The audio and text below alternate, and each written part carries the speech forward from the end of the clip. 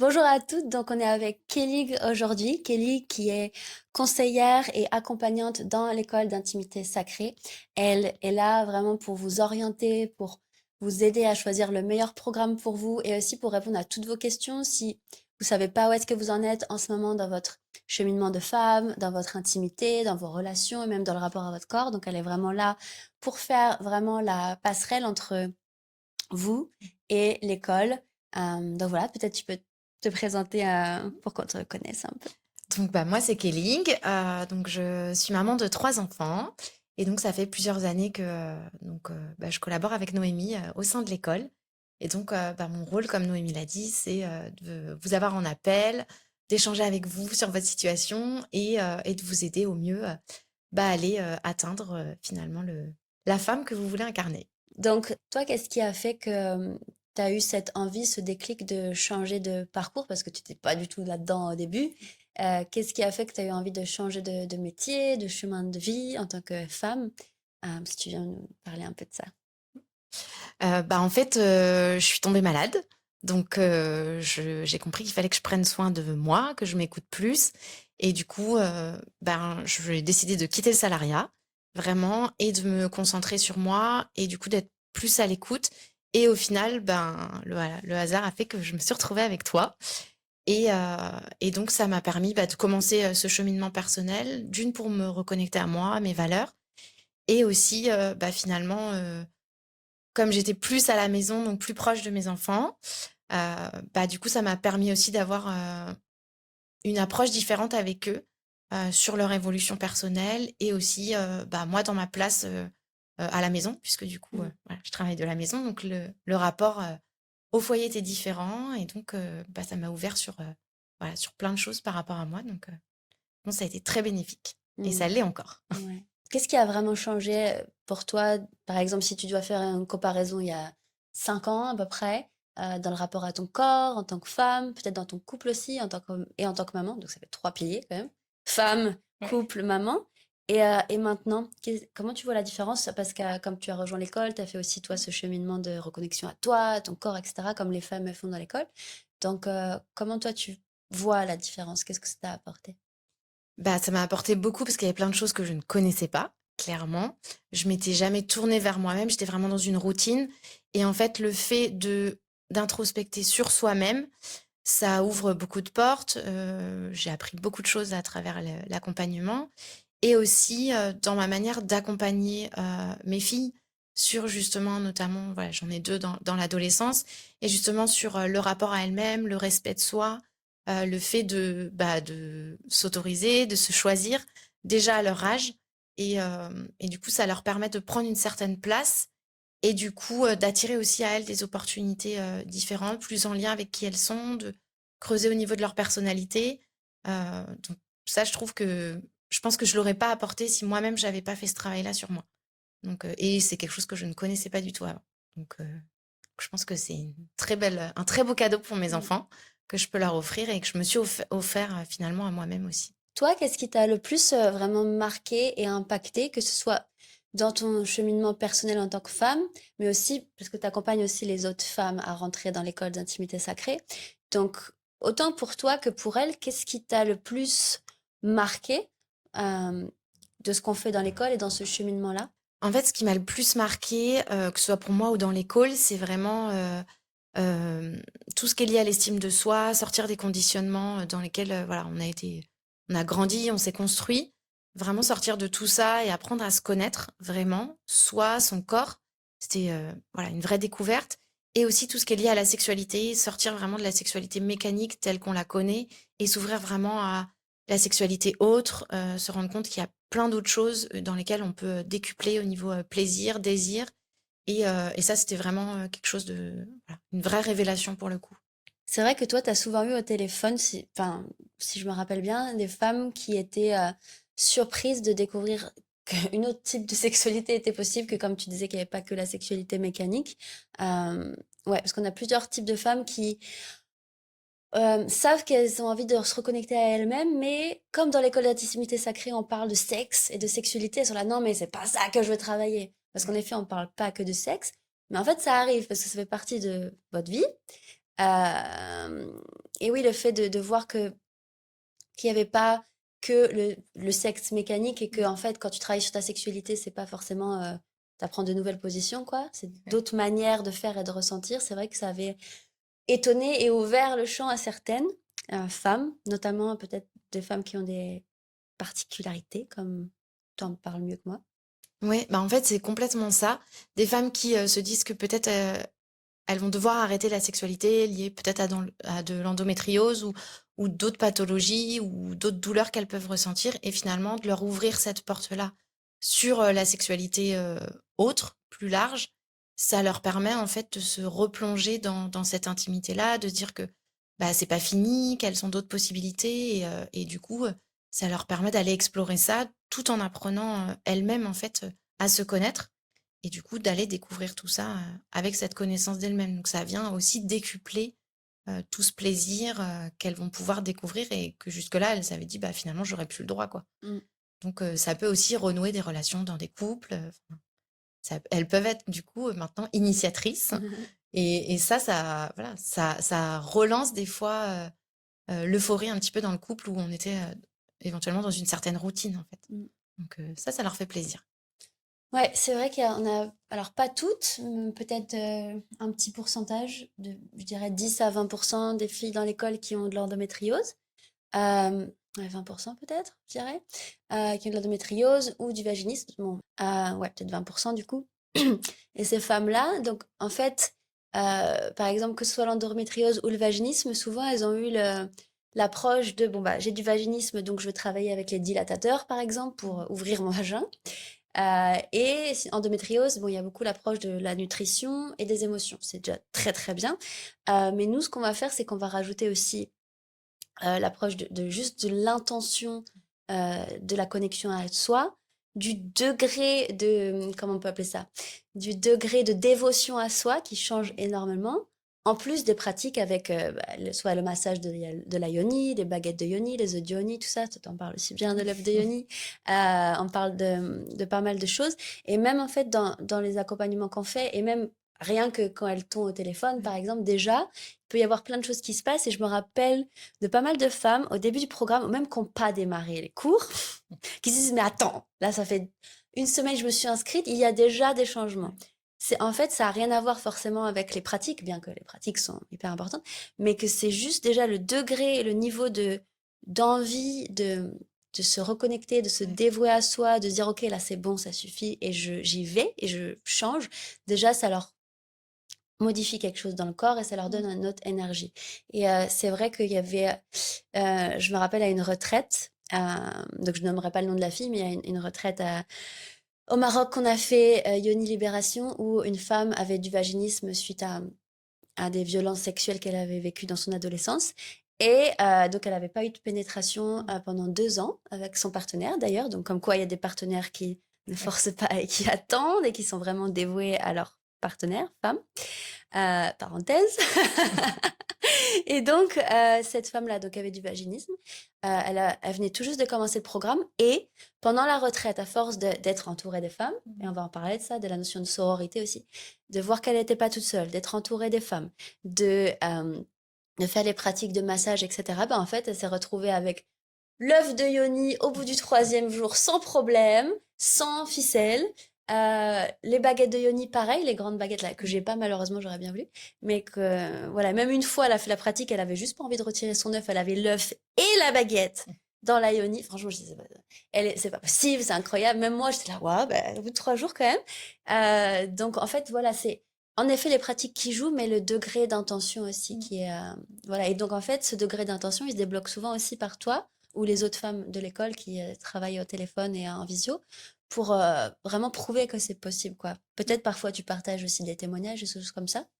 Bah, oui, c'est ça, c'est parce qu'en fait, elles ont pas conscience de toutes les approches, j'ai envie de dire, sorties du médical, où quand on a un problème, on va voir soit le gynécologue, soit le médecin traitant, soit, on nous dit que c'est un problème psychologique aussi, ce qui peut être le cas, mais il y a d'autres approches, en fait, où il suffit parfois d'aller juste, ben, creuser à l'intérieur de soi, se connecter à soi-même, savoir ce qu'on a vraiment envie et bah, si on nous ouvre pas ces portes-là, ben, on sait pas qu'elles existent finalement. Donc, des fois, c'est juste simple d'aller, s'écouter, se rapprocher de soi et par, des méditations, par de l'introspection ou des pratiques, bah, finalement, c'est là où on découvre qu'on a cette pleine capacité à l'intérieur de nous et du coup, bah, ça se débloque tout simplement. Donc, plus ou moins, ça dépend, voilà, à quel degré on est bloqué dans cette situation. Mais finalement, voilà, il y a plusieurs portes d'entrée. Heu et quand tu parlais de l'œuf de Yoni, c'est un petit peu, comme ça à travers le volupté, c'est qu'on peut aussi, voilà, si la partie mentale est bloquée, bah, on peut aussi passer par l'œuf, pour, rentrer à l'intérieur de soi et aller libérer tout ça. Donc il y a plein de solutions qui existent et il faut juste oser finalement. Ouais, donc tu parlais de volupté pour celles qui sont peut-être nouvelles dans ce qu'on fait. Donc nous, on a deux types d'approches dans l'école. C'est qu'on a le programme volupté, en effet, qui est sur plusieurs mois et qui est vraiment pour les femmes, pour accompagner les femmes dans la reconnexion à leur corps, à leur amour d'elles-mêmes, à leur yoni. On pratique aussi avec l'œuf de yoni dans certains aspects du programme volupté également. Donc ça, pour en savoir plus, on voit ça avec Kellig en appel. Vous avez toujours le lien en dessous de la vidéo ou pas loin autour de la vidéo, ça dépend d'où vous regardez. Et on a aussi l'approche professionnelle, c'est-à-dire la formation de Love and Sex Coach, où vous faites ce cheminement-là pour vous, plus vous apprenez aussi à accompagner d'autres femmes, vous vous entraînez avec les outils que vous apprenez dans la formation, etc. Donc je vous laisse aussi vous rapprocher de Kellig et des femmes dans l'école via un rendez-vous, par exemple téléphonique ou un appel visio, ce que Kellig fait très très bien, pour vraiment avoir tous les détails et connaître aussi la date de prochaine rentrée, parce qu'on a une rentrée par an.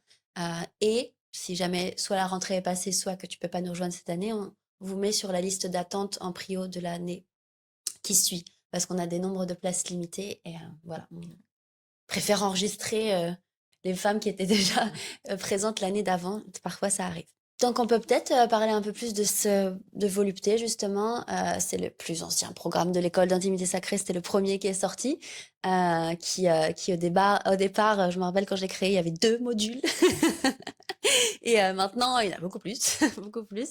Et on a dû avoir, je sais même pas, mais près de 300 femmes, pas loin, si c'était plus.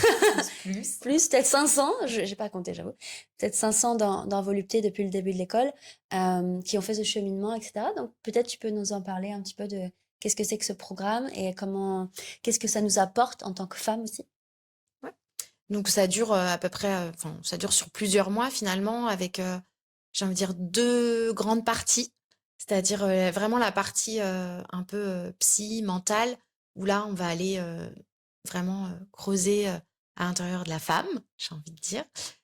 Au niveau, connaissance de soi, vraiment, tout ce qui est travail d'introspection, se libérer, faire du tri, faire de la place et puis, pouvoir ouvrir, ensuite, toute la partie énergétique, la partie, reconnexion à son corps où là, bah, on va aller travailler au niveau des énergies, les faire circuler et puis finalement venir, aligner tout ça et s'en servir pour, bah, libérer son plein potentiel aussi. Donc, c'est un très, très beau cheminement, tout en douceur Mmh. et vraiment en étant, toujours à l'écoute de soi, sans aller dans la force ou dans l'obligation de faire les choses, mais au contraire, vraiment à se connecter à soi, à son corps et ses ressentis et se laisser guider finalement, voilà, bah, par, les diverses pratiques ou les divers exercices qu'on peut y trouver. Donc, c'est un très beau cadeau qu'on peut Mmh. s'offrir. D'ailleurs, en parlant de cadeaux, j'ai, notamment eu l'expérience avec une femme de, donc 46 ans, je la nommerai pas, mais elle s'est fait offrir, cet accompagnement notamment par ses parents pour son cadeau d'anniversaire. Donc,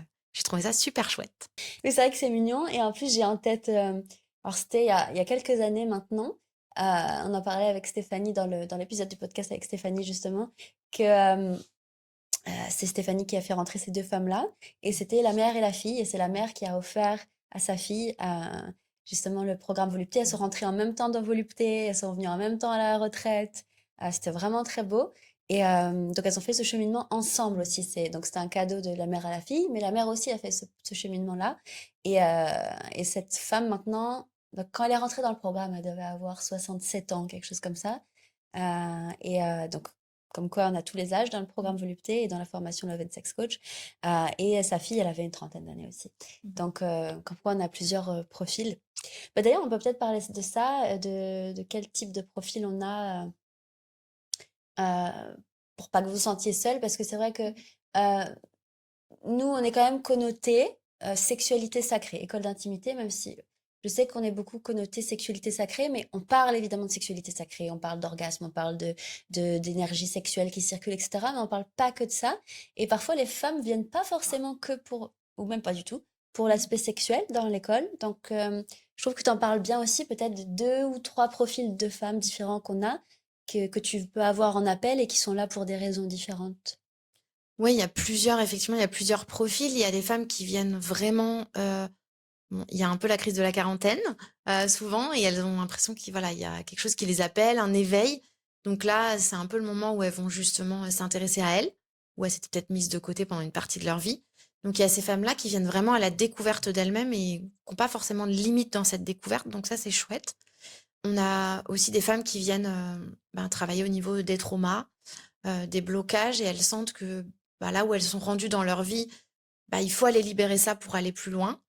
Et puis on a des femmes qui effectivement recherchent aussi, tout ce qui est lié à la sexualité pour pimenter, le couple, et puis elles aussi trouver, s'imposer au niveau de leur place que ce soit dans leur vie à elles, dans la société aussi, parce que quand on travaille sur soi, c'est pas que simplement sur soi et sur le foyer, ça a aussi un impact dans plusieurs domaines de notre vie finalement. Donc c'est un peu, voilà, c'est un peu du cas par cas finalement, mais on se rend compte que travailler sur différentes choses, à chacune, ça vient nourrir une part de ce qui nous manquait ou ce qu'on veut révéler, ou en fonction de ce qu'on a envie d'aller incarner finalement. Donc je pense que oui, ça ouvre la porte à beaucoup de choses. Ouais, c'est vrai qu'on a pas mal de femmes, soit qui, alors souvent, alors je sais pas si c'est une croyance limitante que j'ai, sûrement, mais comme on se retrouve en coaching de groupe toutes les semaines, on connaît aussi l'histoire de pas mal de femmes et on a des cercles de femmes interactifs, des open space, etc., où chacune parle de son histoire. Et on parle énormément de relations amoureuses dans ces moments-là et de où est-ce qu'elles en sont avec leur mari, etc., ou leur nouveau compagnon. Et souvent, il y a des femmes qui arrivent avec des problématiques, mais vraiment intenses avec leur partenaire actuel. Et que ce soit moi ou les autres femmes qui écoutent, on se dit ça va pas durer cette histoire. Parce que parce qu'on se dit bah voilà, c'est bon, ils sont tellement différents maintenant, la femme, et c'est un cliché, mais c'est vrai, souvent la femme a fait ce cheminement et l'homme pas forcément. Et on se dit bon bah au bout d'un moment ça va se séparer quoi. Et il y a eu en effet des séparations de filles dans le programme, dont une fille que j'ai en tête d'hier qui était en coaching de groupe ensemble et qui s'est séparée et qui ça a été incroyable depuis, mais parce qu'en effet ils n'étaient pas faits pour être ensemble. Plus en tout cas. Mais là, souvent, ce qui arrive à mon grand étonnement, mais heureusement, c'est ce que j'aime voir, c'est que les femmes, elles commencent ce cheminement et elles voient que ça va pas du tout avec leur mari en général. Elles se disent, bon, est-ce qu'on va vraiment pouvoir continuer? Et elles hésitent, etc. Parce que lui, il fait pas le cheminement, donc et c'est injuste, etc. Et c'est vrai, d'une certaine manière. Mais ce qui se passe, et j'ai 2 exemples en tête là dernièrement, qui arrivent peut-être 4 mois, 5 mois, 6 mois après dans Volupté, qui disent, bah en fait, mon mari, je le reconnais pas. Et j'en ai une en tête qui est venue en coaching de groupe, ça faisait 2, 3 mois que je l'avais pas vue justement. Et elle est venue, elle dit, mais en fait, c'était incroyable. Parce que mon mari, je le reconnais. J'en ai 2 en tête. Là, ils disent, mon mari, je le reconnais pas du tout. Et en fait, le mec en soi, il a pas forcément fait de programme volupté, il a pas fait de cheminement. Mais en fait, le fait que la femme, elle le fasse et qu'elle déroge en rien, en fait, c'est je fais ce cheminement et toi, tu vas suivre ou pas. Sans le dire comme ça forcément, mais ça se ressent dans le couple. Et ben, le partenaire ou la partenaire, mais c'est souvent le partenaire, suit le mouvement. Pas forcément de la même manière, il va pas forcément aller à des stages de tantra, des trucs de yoga et tout, mais en fait, il va suivre le mouvement de la femme et souvent, j'ai vu les couples qui se resserrent après que la femme ait fait ce cheminement. Donc je sais que ça peut aussi un peu irriter l'oreille de certaines, en mode c'est la meuf qui fait tout le boulot, mais il y a aussi cette notion, et tu l'as dit, d'initiatrice, parce que les hommes font aussi leur cheminement à travers nous. Ils ont peut-être moins accès aux émotions que nous. Et en fait, le fait de voir que nous, on le fait, et ben, petit à petit, eux aussi, ça leur permet de s'ouvrir et de voir qu'ils sont en sécurité, d'avoir des émotions et tout ça. Bah, comme tu dis, il y a les femmes qui deviennent initiatrices justement, et ça, c'est des choses aussi qu'elles vont partager, notamment sur Discord, et c'est là où on se rend compte de l'impact du programme sur les femmes, sur leur couple, sur leur relation à elles-mêmes. Et souvent, on voit passer des petits témoignages comme ça, où elles se sentent en sécurité justement de le Mmh. faire dans ce canal Discord, parce que ce sont que des femmes de l'école. Et on voit que la parole est complètement libérée. Il n'y a pas de jugement, au contraire, il y a de la bienveillance. Et du coup, on voit, bah voilà, là, j'ai vécu ça, ça faisait des années que je l'avais pas vécu, ou j'ai essayé Ouais. quelque chose. Enfin, et du coup, il y a plein de retours positifs derrière d'autres femmes qui ont envie aussi de vivre ça à leur tour. Et donc, bah, ça permet aussi de faire oser d'autres femmes qui n'auraient pas osé grâce à ces témoignages-là. Donc ça, c'est un vrai plus aussi, cette communauté-là. C'est bah, ce que tu disais tout à l'heure, une vraie sororité pour le coup, et un lieu vraiment bienveillant où elles se sentent vraiment en sécurité de partager. Et du coup, la parole est vraiment, vraiment libérée pour le coup. Donc ça, c'est Mmh. chouette. C'est ça. Oui, pour être très précise, donc on a donc l'école qui se trouve en ligne, donc les cours sont en ligne, mais par contre, on se retrouve toutes les semaines en coaching de groupe en visio. Le canal Discord, c'est un canal de discussion. C'est comme une sorte de groupe ou d'application privée, vraiment que pour l'école, que pour les femmes de l'école, avec différents canaux selon voilà, qu'on célèbre ce qu'on a fait cette semaine, qu'on pose des questions. Moi, j'ai accès, les filles qui travaillent avec moi ont accès aussi pour répondre à vos questions. Donc, il y a ça, donc, il y a les coachings de groupe, il y a Discord et il y a les retraites en présentiel aussi. C'est très, très, très, très puissant. Donc, vous n'êtes pas toute seule vraiment dans votre cheminement parce que ça, il y a beaucoup aussi qu'est-ce qu'ils vont penser les gens autour de moi, parce qu'autour de moi, mes amis ou même mon partenaire actuel, ils sont pas du tout ouverts à tout ça, parce que ça peut faire percher un peu cette histoire. Mais en fait, ça l'est pas. Ça peut l'être sur certains domaines, parce qu'on parle d'œuvres de yoni, on parle d'œuvres d'énergie, on parle de sexualité sacrée, consciente, etc. Ça peut faire percher pour certains. Et en même temps, c'est des choses qui sont très basiques et très ancrées. Et vous le voyez certainement. Enfin, nous, on est je me considère ancrée, quand faire ça, prêchez pas, mais je me considère ancrée, je considère les femmes qui travaillent avec moi qui sont ancrées aussi, mais on va quand même dans des pratiques plus subtiles, en effet.